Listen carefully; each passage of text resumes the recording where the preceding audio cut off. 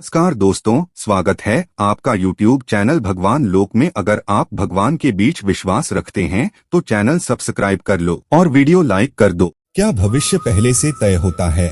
मित्रों, यह प्रश्न हमेशा से ही बहस का विषय रहा है। कुछ लोग मानते हैं कि भविष्य हमारे कर्मों पर निर्भर करता है। हम जैसे कर्म करते हैं उसी अनुसार हमारा आने वाला कल होता है, जबकि कुछ ऐसे भी हैं जो यह मानते हैं कि हमारा भविष्य हमारे भाग्य पर निर्भर करता है।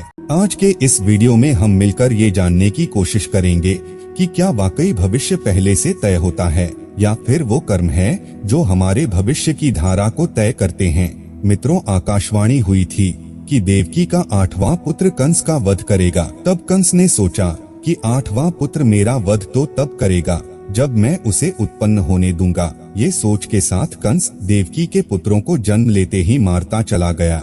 लेकिन जब देवकी के 8वें पुत्र की बारी आई तो न सिर्फ उसने जन्म लिया बल्कि उसने अर्थात भगवान श्री कृष्ण ने कंस का वध भी किया। ऐसा इसलिए हुआ क्योंकि कंस का भविष्य पहले से ही निश्चित था। कंस की मृत्यु कब होगी, कैसी होगी और किसके हाथों होगी, यह उसके जन्म से पहले ही लिखा जा चुका था। सिर्फ कंस ही नहीं बल्कि इस संसार में जन्म लेने वाले हर मनुष्य का भाग्य पहले से ही निश्चित होता है। मनुष्य जन्म लेगा, उसके साथ क्या क्या होगा, वो किसी परेशानी में फंसेगा, यह सब विधि का विधान है जिसे चाहकर भी कोई बदल नहीं सकता है।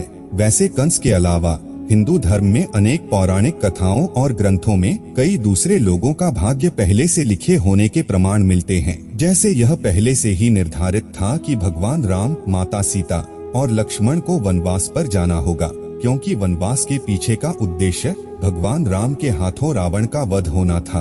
अगर कैकेयी मंथरा के बहकावे में ना आई होती तो ना भरत को सिंहासन मिलता और ना ही भगवान राम पत्नी सीता और छोटे भाई लक्ष्मण के साथ वनवास पर जाते। और आप ही सोचिए, अगर ऐसा नहीं हुआ होता तो भगवान राम के हाथों लंकापति रावण का वध कैसे हो पाता। मित्रों, इसे आप ऐसे समझिए कि संसार एक नाटक के समान है जिसकी पटकथा भगवान पहले ही लिख चुके हैं।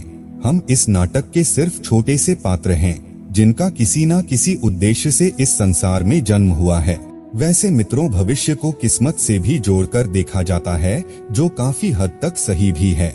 लेकिन आपकी किस्मत आपके कर्मों पर जरूर निर्भर करती है। वो कहावत तो आपने सुनी होगी कि जैसा बोवोगे वैसा काटोगे। अगर आप अच्छे कर्म करते हैं तो आपके साथ भविष्य में अच्छा ही होता है, लेकिन अगर आपने अपने जीवन में हमेशा बुरा किया है तो आपकी किस्मत बुरी ही होगी, अर्थात आपका आने वाला भविष्य आपके कर्मों की तरह बुरा ही होगा। क्योंकि जिसने जिंदगी भर बबूल के पेड़ रूपी बुरे कर्म किए हैं उसे आम रूपी अच्छे फल कैसे मिल सकते हैं। इसलिए हमारे शास्त्रों में हमेशा अच्छे कर्म करने की बात कही गई है, क्योंकि यह अच्छे कर्म ही हैं जो हमें जन्म और मृत्यु के इस चक्र से बाहर निकाल सकते हैं। वरना बुरे कर्म करने वाले लोगों को भगवान के चरणों में भी स्थान नहीं मिलता है। यही नहीं, तुलसीदास जी ने अपनी एक चौपाई में लिखा है कि कर्म ही प्रधान है, जो जिस तरह के कर्म करता है उसे वैसा ही फल मिलता है।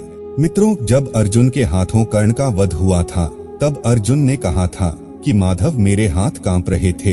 तब आपने मुझे समझाया था कि मैं एक सदात्मा को उसके भार से मुक्त कर रहा हूँ, लेकिन ये क्या, आपने तो मेरे मस्तक पर अपने ही ज्येष्ठ की हत्या का कलंक लगा दिया। तब श्री कृष्ण ने कहा कि मनुष्य को प्रारब्ध देने वाला मैं कौन होता हूँ। मनुष्य को प्रारब्ध उसके कर्म देते हैं। बीज में स्वस्थ मीठे फल लगेंगे या उस बीज को सूख जाना है, इसका चयन तो बीज स्वयं करता है। पार्थ, अपनी धारा चुनकर। श्री कृष्ण ने आगे कहा कि पार्थ, तुमने धर्म का साथ देना चुना और कर्ण ने अधर्म का साथ देना। ऐसे में मैं क्या करता। तुमने अन्याय के विरोध में स्वर उठाया और अंगराज सब जानते हुए भी मौन रहे। मैंने कई बार विकल्प चुनने के अवसर कर्ण को दिए, लेकिन उन्होंने हर बार दुर्योधन और उसकी मित्रता का चयन किया। ऐसे में बताओ मैं क्या करता। मित्रों, भागवत गीता के इस अध्याय से हमें यह समझ आता है कि भगवान हमें बहुत बार अच्छे कर्म करने का विकल्प देते हैं, लेकिन हम ऐसा नहीं करते, जिसके बाद हम अपनी बुरी किस्मत पर रोने लगते हैं। तो मित्रों, अंत में बस यही कहूँगा कि भविष्य जरूर पहले से लिखा होता है, लेकिन भविष्य का लिखा जाना हमारे कर्मों पर ही निर्भर करता है।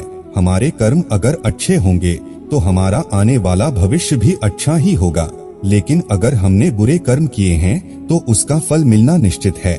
इसलिए हमें हमेशा अच्छे कर्म करने चाहिए। तो मित्रों, आज की वीडियो में बस इतना ही। उम्मीद करता हूँ आपको ये वीडियो पसंद आई होगी। इसके साथ ही मुझे इजाजत दे, मैं फिर लौटूंगा ऐसी ही आध्यात्मिक और धार्मिक जानकारियों के साथ। और हाँ, इस वीडियो को अंत तक देखने के लिए आपका बहुत बहुत धन्यवाद।